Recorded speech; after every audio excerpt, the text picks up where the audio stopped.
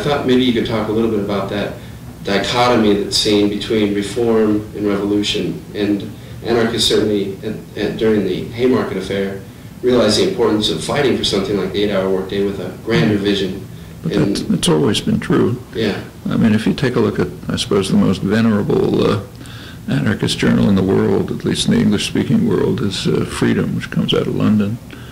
But if you look at its pages, a large percentage of it is dealing with reformist programs, supporting for workers' rights, for human rights, for decent pay, benefits, and so on. I mean, there's no contradiction there. I mean, you want to, if you're a serious revolutionary, and you really are looking for not an autocratic revolution, but a popular one, which will move towards freedom and democracy, you want to have the mass of the population who are implementing it and carrying it out and solving problems and so on.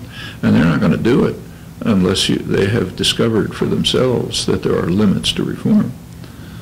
So sensible revolutionary will try to push reform to the limits, first of all, because it's helpful to people, so it's better to have an 8-hour day than a 12-hour day, and you want to do things that are just on ordinary ethical grounds, sure, you'll support them.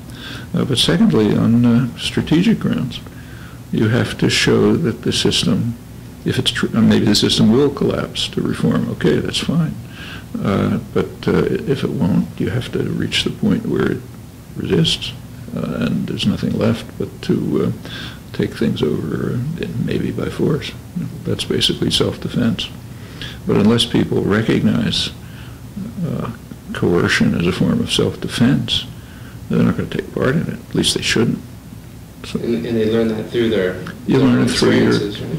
Yeah. I mean, if you get to a point where the existing institutions simply will not bend to the popular will, well, you got to eliminate the institutions.